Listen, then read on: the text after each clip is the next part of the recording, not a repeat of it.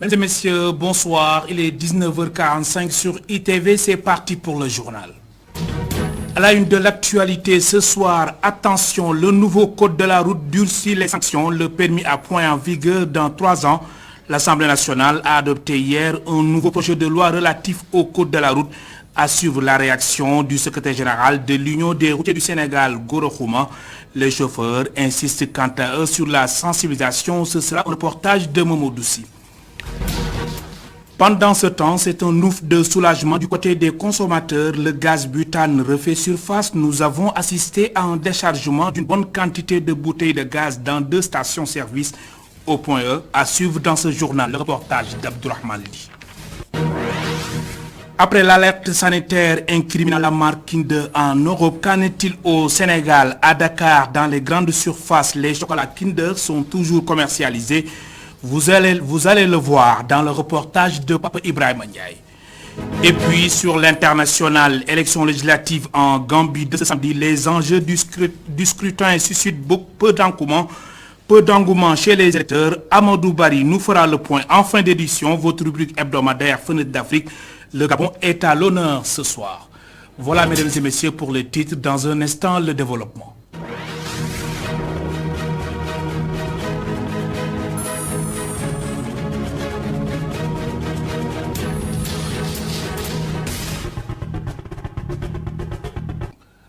Mesdames et messieurs, bonsoir et bienvenue. De nombreux lots de célèbres chocolats Kinder ont été retirés de la vente en Europe pour cause des cas de salmonelle sont confirmés dans plusieurs pays en Europe, possiblement liés à la consommation de chocolat Kinder au Sénégal. Les autorités ont déjà pris les mesures nécessaires. Des échantillons sont en cours d'analyse au ministère du Commerce. Plus de précisions avec Omar Diallo, il est directeur du commerce intérieur. Il est interrogé par Miguel Maramdiaye. Lorsqu'on a eu l'information, tout de suite nous avons pris des dispositions au niveau du Sénégal pour d'abord procéder à l'analyse systématique pratiquement des échantillons qui ont été prélevés sur ces produits-là. Ces analyses sont en train d'être faites au niveau du laboratoire national de la certification et de la qualité. Alors, deuxième chose, nous avons procédé une saisie conservatoire actuellement sur ces produits-là et nous sommes en train de demander à ce que ces produits soient retirés des rayons des grandes surfaces et autres ailleurs où ils sont exposés. Donc c'est un travail que nous avons débuté depuis hier et normalement pas encore terminé. Nos agents sont sur le terrain pour procéder au retrait des rayons de ce produit-là en attendant qu'on ait la certification des résultats d'analyse. Faisons maintenant le constat sur le terrain. À Dakar, dans les grandes surfaces, les chocolats Kinder sont toujours commercialisés et dans les rues de la capitale sénégalaise, il n'est pas rare de rencontrer des citoyens qui en raffolent malgré la présence d'une substance qui serait toxique à la santé. Reportage Pape Ibrahima Ndiaye, Serine Salioudem. Dans les grandes surfaces de la capitale sénégalaise, le chocolat occupe une position de choix. À l'entrée, les produits Kinder sont souvent rangés à côté de la caissière avec une visibilité. Le chocolat occupe la même position de choix dans une autre enseigne française. Aussitôt demandé, l'un des gérants nous indique le produit.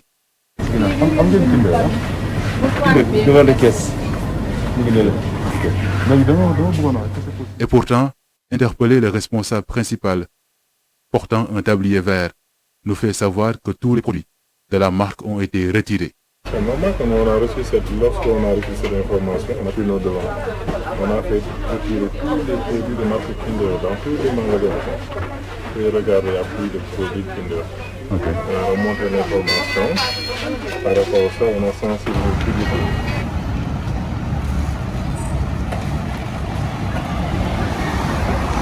À peine sorti de la grande surface, pas difficile de rencontrer un Sénégalais qui en raffole.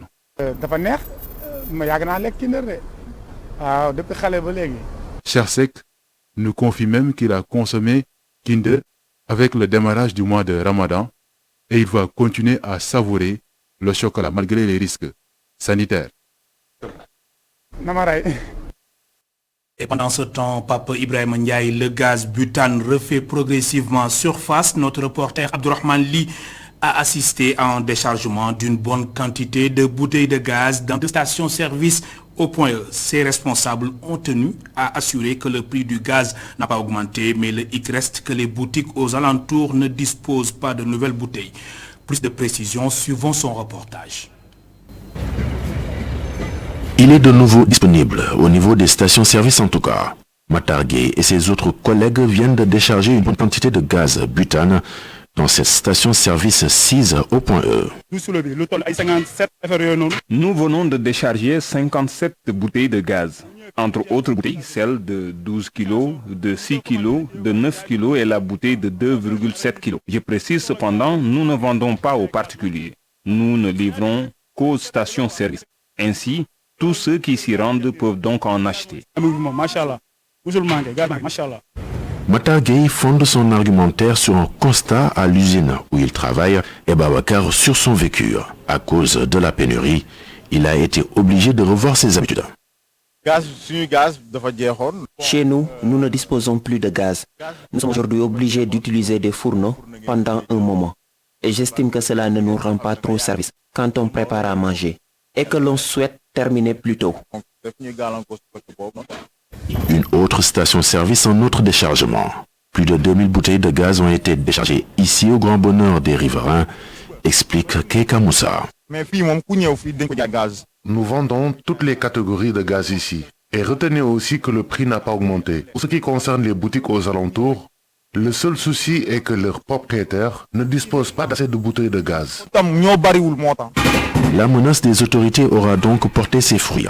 Le déficit de bouteilles de gaz a ainsi suscité le blocage par les importateurs du gaz butane. Abdourahmane Ly, merci. Le permis à point va entrer en vigueur dans 3 ans. Une nouvelle bien accueillie par certains transporteurs. Toutefois, ils insistent sur la sensibilisation et le changement de comportement. Reportage Mamoudou Sy Mafalfal. La bonne conduite s'invite au débat des conducteurs de taxi basés à Sam. Mamadou Ndion attend l'arrivée des clients. Ce chauffeur a hâte que le permis à point entre en vigueur. Une mesure qui, selon lui, encouragera le bon comportement sur les routes. S'ils peuvent l'appliquer au plus vite, ça serait vraiment bien. Même entre chauffeurs, on ne se respecte pas. Les chauffeurs ne respectent ni les feux rouges, ni le code de la route, pour lequel nous n'en parlons même pas. Avant, le chauffeur était un noble, mais aujourd'hui, la tendance a changé. Son collègue Mamadou Mustafa Kamara n'est pas contre la mise en place du permis à point. Il réclame néanmoins plus d'équité dans le traitement des chauffeurs. Le permis à point doit être appliqué à tous les chauffeurs, qu'il n'y ait pas de discrimination. Il faut aussi prendre en compte les contentieux entre les chauffeurs et les hommes de tenue, parce que souvent, ils peuvent t'attester alors que tu n'as commis aucun délit. Il faut vérifier avant de retrancher les points sur le permis d'un chauffeur. Une sensibilisation des acteurs doit être de mise pour mieux faire comprendre le procédé. C'est ce que réclament certains chauffeurs. Je suis d'accord avec la mise en place du permis à point, mais avant d'appliquer la mesure, il faut qu'ils mettent en place une bonne campagne de sensibilisation dans les radios et autres médias pour permettre aux chauffeurs de mieux comprendre la mesure. Le permis à point va entrer en vigueur d'ici 3 ans. Certains chauffeurs applaudissent la mesure, mais demandent aux autorités d'être plus vigilants dans le cadre du traitement des infractions. À l'instant, le reportage de Mamadou Sy et Mafalfal. Le permis à point pour freiner les accidents sur les routes. Le projet de loi a été voté hier à l'Assemblée nationale et cette réforme va entrer en vigueur en 2025. Donc d'ici 3 ans, l'Union des routiers du Sénégal, affiliée à la CNTS-FC, réclame des mesures d'accompagnement pour que cette loi passe. Son secrétaire général, Goro Khouma, a averti les autorités sur les moyens logistiques à mettre en œuvre avant l'application de cette réforme. Goro Khouma, secrétaire général de l'Union des routiers du Sénégal, est joint au téléphone par Mam Abdou Gueye Kassé. Le permis à point, c'est un processus. C'est un processus que nous savons très bien. Le Sénégal a copié ce phénomène-là en France. Est-ce que le Sénégal est égal à la France? Non. Donc il faut les mesures d'accompagnement. Nous réclamons les mesures d'accompagnement. Si on a les mesures d'accompagnement, nous on n'a pas de problème, on peut appliquer demain le permis à point, mais tant que les mesures d'accompagnement ne suivent pas, on ne pourra pas accepter le permis à point. Voilà, parce que les routes en France, toutes les routes sont sécurisées, il n'y a pas de mélange entre véhicules et piétons, il n'y a pas de mélange entre véhicules et animaux, domestiques comme sauvages, ni les pousse-pousse, ni rien. Donc il y a une bonne organisation. Les routes aussi sont dotées de repos. Alors, le parc aussi est neuf. Ici au Sénégal, le parc est vétus, il n'y a pas de route sécurisée, c'est d'une n'importe comment, c'est la désordre totale. Donc, c'est un processus d'ici 3 ans. Nous sommes d'accord pour les discussions continuent avec l'État pour trouver des solutions, pour qu'on puisse amener le manque, ce qui manque. Ce qui manque, je vous dirais les mesures d'accompagnement. Parce que tant que le parc n'est pas renouvelé, tant que les routes ne sont pas 2 voies, 3 voies, tant qu'il n'y a pas de routes sécurisées, tant que les conditions de travail du propriétaire du véhicule comme le travail ne sont pas prises en compte, tant que le contrôle routier n'est pas au rendez-vous, donc si les conditions ne sont pas au rendez-vous, donc il y a le mélange, tout, il y a le désordre, tout, on ne pourra pas accepter cela. En ce mois béni de Ramadan, les embouteillages monstres à Dakar sont devenus encore un casse-tête pour les automobilistes. Constat, c'est le calvaire à quelques heures de la coupure du jeûne. Automobilistes et usagers indexent les travaux du BRT Bus Rapid Transit à l'UNSO. Un embouteillage monstre campe le décor au rond-point Mam Abdul Aziz Sy Dabakh à quelques heures de la rupture du jeûne. Automobilistes et cyclistes, chacun se bouscule pour passer en premier. Avec l'absence des forces de l'ordre, des Sénégalais s'organisent pour réguler la circulation. Les voitures ne circulent pas, les gens ne passent pas et l'heure devient encore plus creuse. Parce qu'avec le mois de Ramadan ou bien le carême pour nos parents chrétiens, il y a toujours un problème pour aller chez soi. Les embouteillages sont certes récurrents dans la capitale, mais ils sont plus denses en cette période. Les automobilistes pointent du doigt les travaux du BRT et la rupture à la maison comme les causes principales. C'est pratiquement récurrent, c'est tous les jours, hein. C'est depuis bientôt quelques temps, mais c'est accentué aujourd'hui par les travaux, vraiment par les travaux à 90%, mais aussi par le fait que les gens veulent rentrer pour aller faire le boulot à la maison, quoi. De Massalikul Jinan jusqu'à la zone A, des usagers font plus d'une heure de route. Ces derniers interpellent l'État à surseoir les travaux jusqu'à la fin du Ramadan. L'État doit savoir que tout le monde veut rompre le jeûne en famille. Donc il faut qu'il arrête les travaux jusqu'à la fin du Ramadan. C'est vraiment difficile, nous souffrons énormément. Je dois aller à Fas et celle qui est à côté, à Ouakam. Nous avons fait plus d'une heure de temps dans la voiture, mais jusqu'à présent, nous ne pouvons pas arriver à destination. En ce mois béni, les Sénégalais veulent passer la rupture à la maison.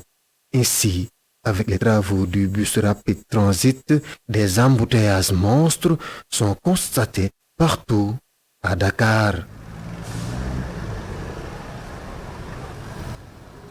Alioune Sow, un mois après l'incendie qui a ravagé tout sur son passage à la salle de vente, les commerçants sont toujours dans le désarroi. L'inquiétude se lit sur leur visage, vous allez le voir dans ce reportage. Ils demandent à l'État du Sénégal de réagir avant qu'il ne soit tard. Abdourahmane, Abdou Khadim Cham et Seydina Mbaye ont fait le constat ce matin. Regardez. Un terrain rasé, des zincs calcinés, des cantines dans un parfait état de délabrement, des forces de sécurité pour bien quadriller la zone, c'est le décor qui prévaut à la salle de vente 6 à Sandaga.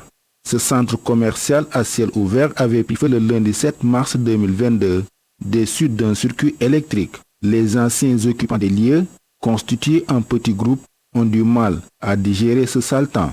Même s'ils sont dans un désarroi total, les commerçants ne veulent piper mot devant notre micro. Ils disent attendre leur chef qui, pour le moment, n'est pas sur les lieux.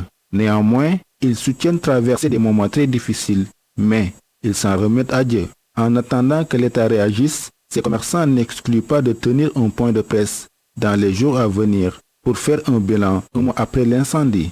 Cet incendie a emporté sur son passage des dizaines de millions selon ses commerçants.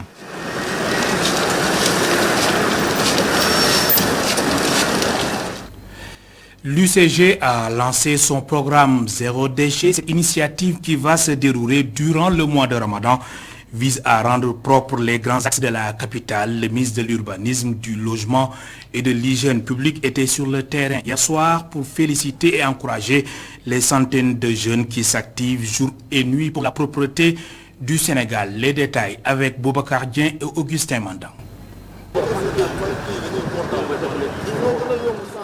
Un petit briefing avant d'aller sur le terrain.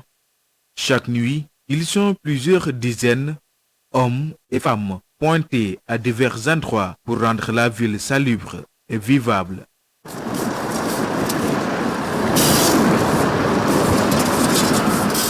Ce soir, ils reçoivent la visite inopinée du ministre de l'Urbanisme, du Logement et de l'Hygiène publique, un déplacement pour galvaniser ces soldats de la propreté. À la suite d'un échange que j'ai eu avec le coordinateur national de l'UCG, M. Mastiam, il m'a appris que l'UCG avait pris la décision d'accompagner le mois de Ramadan à travers les mardis et les jeudis pour l'opération zéro défaut. J'ai dit bien zéro défaut sur les grands axes à Dakar. J'ai décidé spontanément de venir encourager ces agents de l'UCG qui font aujourd'hui la fierté de toute la nation, en tout cas la fierté du chef de l'État, qui de tous les jours leur rend hommage qu'ils méritent à travers les opérations zéro déchet sur l'ensemble du territoire national. Je suis venu naturellement donc donner un coup de main à ces jeunes, les féliciter, les encourager au nom du chef de l'État, féliciter aussi le coordinateur national pour cette belle initiative, encore une fois, qui marque encore la vitalité et l'engagement du CG au service d'un Sénégal propre. Pour un Sénégal propre, il faut des hommes dévoués à la tâche, prêts à s'investir corps et âme pour la propreté de la nation. Cet homme est agent de l'UCG depuis 7 ans maintenant. Nous travaillons 7 heures sur le terrain. Nous commençons le service à partir de 7 heures. Certains descendent entre 13 et 14 heures. Mais pour nous, le temps de travail compte peu. Parfois, il nous arrive de descendre à 17 heures et ressortir le soir. Seul le travail compte. Nous avons des jeunes très dynamiques, patriotes et qui veulent que leur pays soit un modèle de propreté.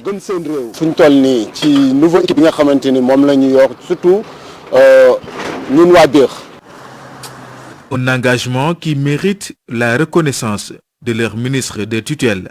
C'est ça le sens de sacrifice de ces jeunes qui sont derrière nous, qui ont compris que la nation a besoin de sa force, sa principale force qui est sa jeunesse. Et je crois que c'est un modèle de jeunes qu'il faut donner en exemple à tout le pays. Ces jeunes-là qui ont des salaires modestes, mais qui se sont engagés pour leur pays, qui travaillent jour et nuit pour que le pays soit une fierté pour nous-mêmes qui sommes de ce pays, mais aussi pour l'Afrique et le monde entier qui ont le Sénégal en point de mire. Et je crois que c'est cela un bon exemple d'engagement, de patriotisme qu'il faut saluer à tous les niveaux. L'unité de coordination de la gestion des déchets solides est aussi présente dans plusieurs régions du Sénégal. Durant tout le mois de Ramadan, ces soldats de la propreté vont faire des opérations zéro défaut pour marquer le coup durant ce mois béni.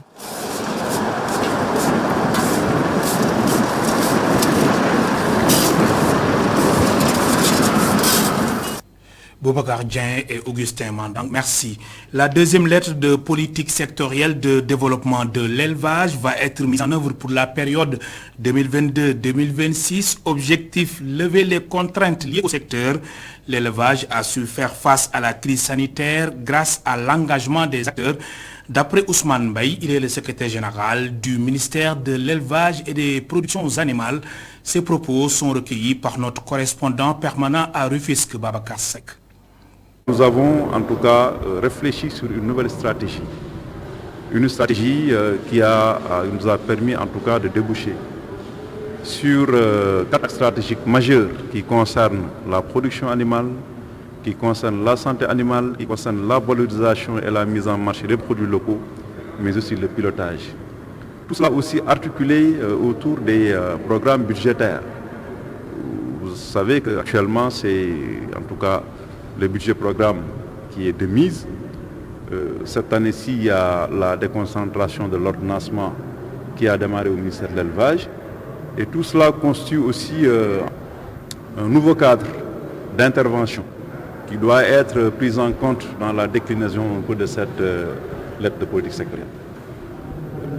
Aujourd'hui aussi, nous avons noté en tout cas une participation en tout cas large et diversifiée des acteurs aussi bien institutionnels que les acteurs des organisations professionnelles de l'élevage, en tout cas l'école vétérinaire également et tous ceux qui sont dans la recherche ont été, ont répondu présent à notre invitation pour apporter leur contribution, n'est-ce pas, à cet important document qui se trouve à la lettre politique sectorielle.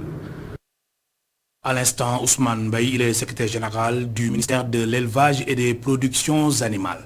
Des professionnels de santé français débarquent au Sénégal, plus précisément à Aérelao, pour une caravane médicale gratuite. L'initiative est de l'association pour le développement d'Aérelao. Satisfaction totale chez les populations, n'est-ce pas, Abdoulatif Diop?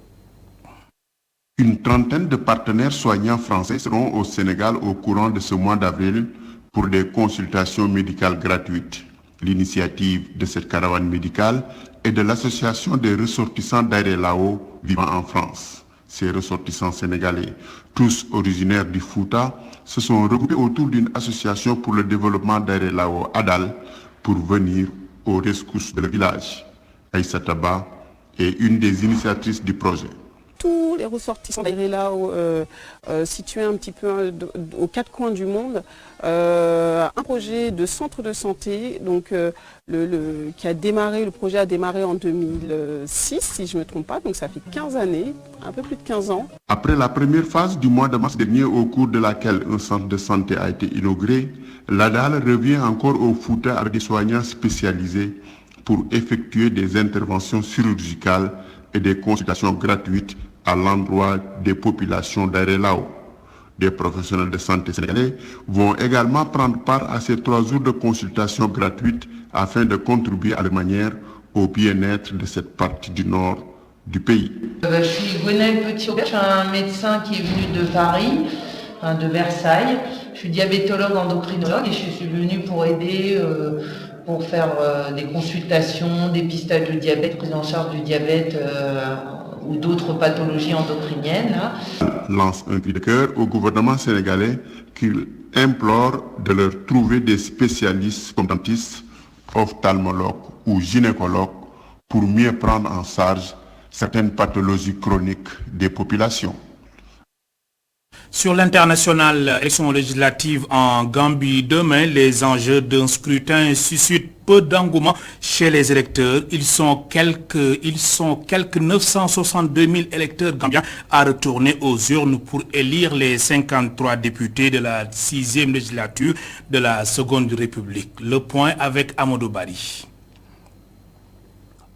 4 mois juste après la présidentielle qui a vu la réélection au la main du président sortant, les quelques 962 000 Gambiens inscrits sur le fichier électoral retournent au BI ce samedi pour départager les 246 candidats à la députation pour au total 48 sièges à pourvoir. L'instance électorale a indiqué que tout est fin prêt pour une tenue régulière du scrutin.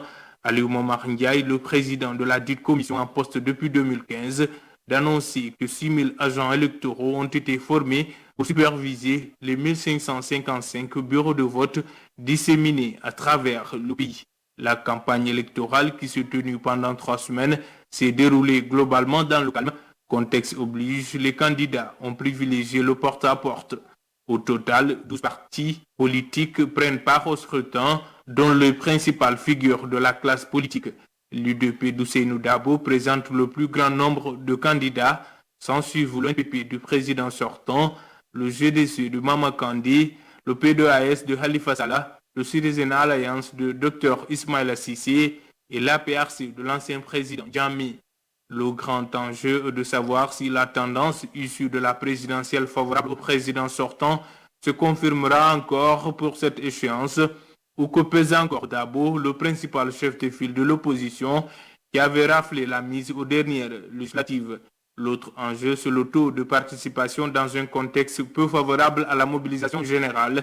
Organisé en plein ramadan, celui-ci aura dicté sa loi et fait de l'ombre à l'échéance. Pas de meeting politique, électeurs tenaillés par une conjoncture économique difficile et une inflation galopante.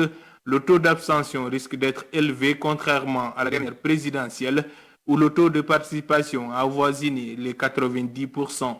A rappelé qu'en Gambie, l'Assemblée nationale compte 53 députés, 48 élus au suffrage universel direct et 5 nommés par le président de la République.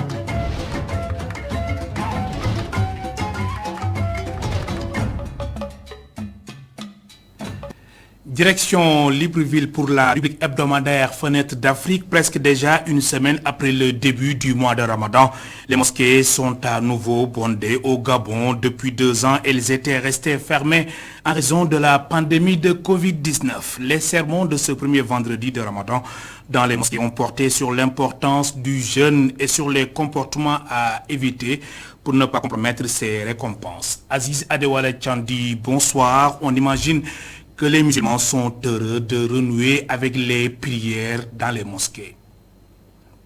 Bonsoir. Alors, nous sommes en plein mois de Ramadan. Pour les musulmans du monde entier et bien entendu pour ceux du Gabon. Et la particularité au Gabon, c'est que les mosquées sont à nouveau bondées après plus de 2 ans d'inactivité et de fermeture en raison de la pandémie de Covid-19. Les sermons ont repris, bien entendu, la distanciation physique n'est plus de mise. On a quelques personnes qui portent des masques, mais justement ce nombre est infime par rapport à la majorité qui désormais est libre de porter un masque ou de ne pas en porter. C'est vrai que le port du masque reste recommandé pour les personnes qui se retrouvent dans des endroits fermés. Mais l'ambiance dans les mosquées, comme ça a été le cas ce vendredi, est excellente. Les sermons ont été axés sur les piliers du jeûne, les éléments qui annulent, donc les annulatifs du jeûne, et bien sûr ce qu'il faut respecter comme prescription pour que son jeûne ait la chance d'être validé par le Très-Haut. C'est ce qui a constitué le socle du sermon des différentes mosquées de ce vendredi. Ça a été le cas aussi dans les émissions de télévision consacrées à ce jeûne du mois de Ramadan. Et on rappelle que le fait marquant est la reprise des activités dans les mosquées après plus de 2 ans d'interruption en raison de la pandémie de Covid-19.